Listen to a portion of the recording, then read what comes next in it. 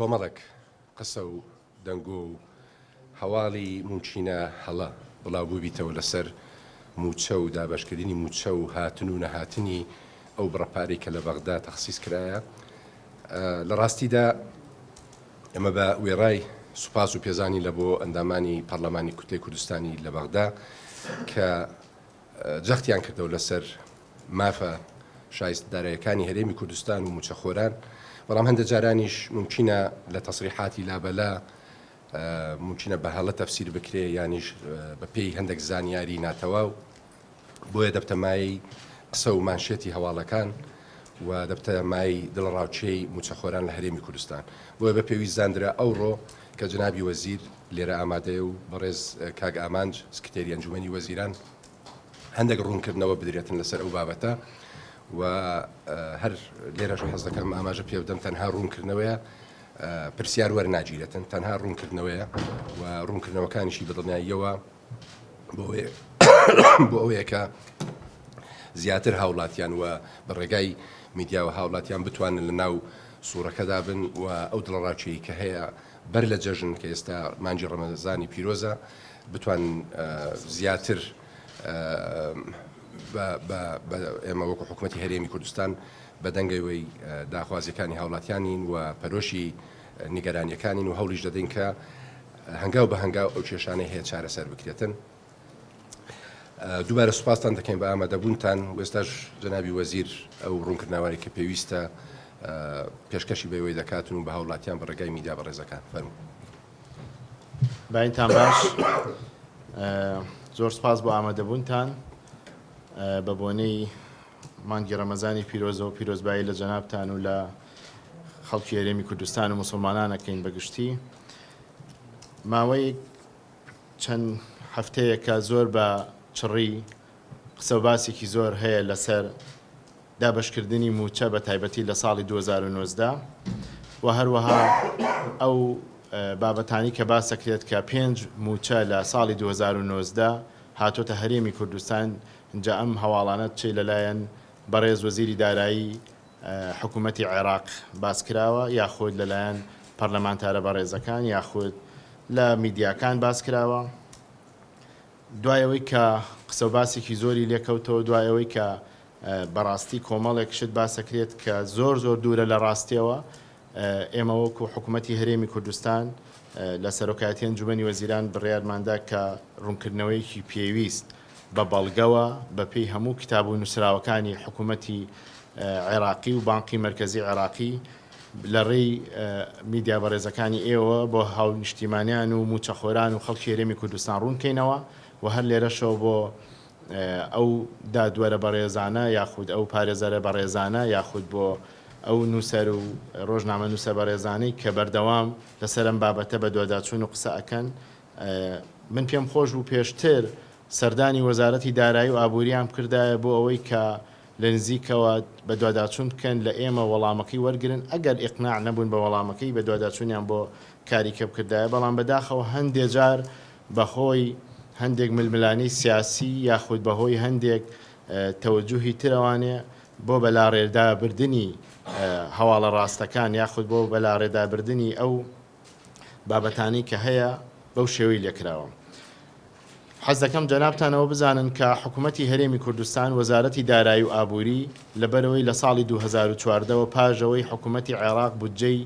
بڕی لە ساڵی 2014ەوە هیچ بودجەیەک بۆ هەرێمی کوردستان نەهاتووە، بۆیە حکوومەتی هەرێمی کوردستان و وەزارەتی داراییش نەیتوانیوە لە 2014 و 2015 و 16 و 17 و 18 و 19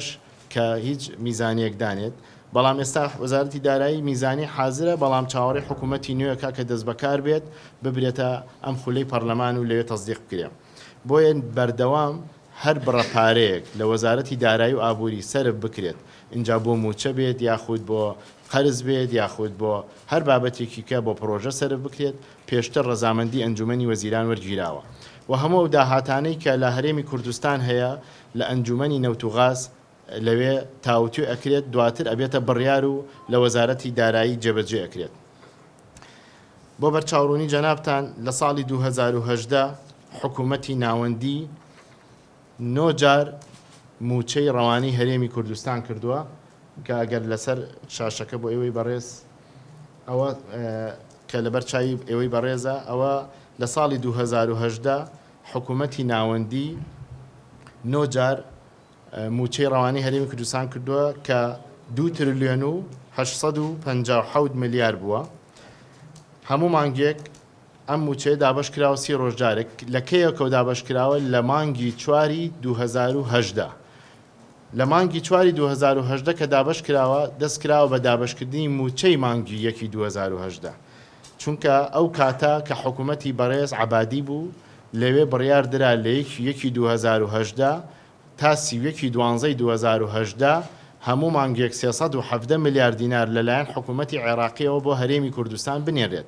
بەڵام ئەوان نۆ موچیان نردووە، ئەو نۆ موچەیەش لە مانگی چوارەوە دەستی پێکردووە، واتە ئێمە ئەو دواکەوتنی کە ڕووی یاوە 3 مانگ دواکەوتین، ئەو 3 مانگەش ئەوەیە 1 و 2 3 2010 بوو کە حکوومەتی عێراقی 9 جار پارەی نردووە. ئێمەش وەکو حکوومەتی هەرێمی کوردستان لەو بڕەپارەی کە بەغدا نردی و ئێمەش وەکو حکوومەتی هەرێمی کوردستان لە داهاتی نەوت و لە داهاتی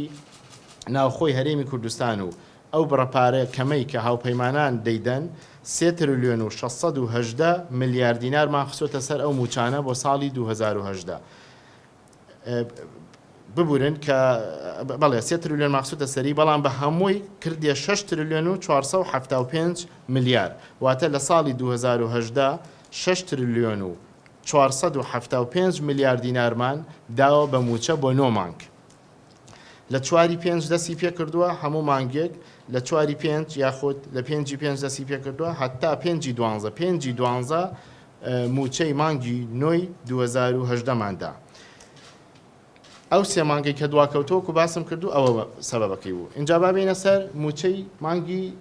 ساڵی 2019 کە زۆرترین قسە و باز لەسەرم بابەتەیە. من حەزەکەم بە ئێوەی بەڕێز ڕابگەێنم بەڵێ حکوومەتی ناوەندی 5 موچەی لە ساڵی 2019 بۆ هەرێمی کوردستان نردووە بە پێی 5 ئیشعاری جیاوازی بانقی مرکزی کە ئێستا هەمووی بۆ ئێوەی بەڕێزە خینە ڕوو. ئەو پارەی کە لە بەغداوە هاتووە لە ساڵی 2019 2 تریلیۆن و 266 ملیار بووە بە پێی ئیشعاری بانقی مرکزی کە ئێستا بۆ ئێوەی بەڕێزی ڕوون دەکەینەوانێ. وەکو حکوومەتی هەرێمی کوردستان دوایەوەی کە ئەم پارانەی کە لە بەغداوە هاو بڕەکەی مانگانە بوو بە 453 ملیار، ئێمە حکوومەتی هەرێمی کوردستان بڕیارماندا کە لەم شوێنەی لەگەڵەوەی بەڕێز وەستاوین، بەڕێز سەرۆکی ئەنجومەنی وەزیران، بەڕێز جێگری سەرۆکوەزیران و تیمی ئەنجومەنی نەوتوغاز لێرە ئەو ئیعلانەمان کرد کە پاشەکەوتی موچە نەما، کە پاشەکەوتی موچە نەما مانگانە پێویستمان بە 881 ملیار دینارە بۆ ئەوەی کە موچەی پێ بدەین. ئەم 881 ملیار دینارە 453 ملیاری لە بەغداوە دێت، باقیەکەی هەرێمی کوردستان خۆی دابینیەکات لە داهاتی نەوت لە داهاتەکانی ناوخۆی هەرێمی کوردستان وەلەو بڕەپارەی کە هاوپەیمانان ئەیدەن. ئەوەی کە گرنگە بۆ جەنابتانی باسکەمەوەیە کە حکوومەتی ناوەندی بە هەر 5 مانگەکە 2 تریلیۆن و 266 ملیاری نردووە، حکوومەتی هەرێم لەسەر ئەو پارەی بۆ ئەم 5 مانگە 1 تریلیۆن و 831 ملیار دیناری خستۆتە سەر، واتە خۆی پارەکە بەشی موچە ناکە، بەڵام بەداخەوە لە چەندین ناوەندی ئەعلامی لە چەندین شوێنەوە یاخود لە بەغداوە هەندێک لە پەرلەمانتارەکان دەڵێن ئەم پارێ دراوەتەوە بە قەرزە، خۆی پارەکە بەشی تەواوی موچەکەی نەکردووە، ئێکە پارەیەک زیاد نەبێت چۆن لێ درێتەوە بە قەرزە.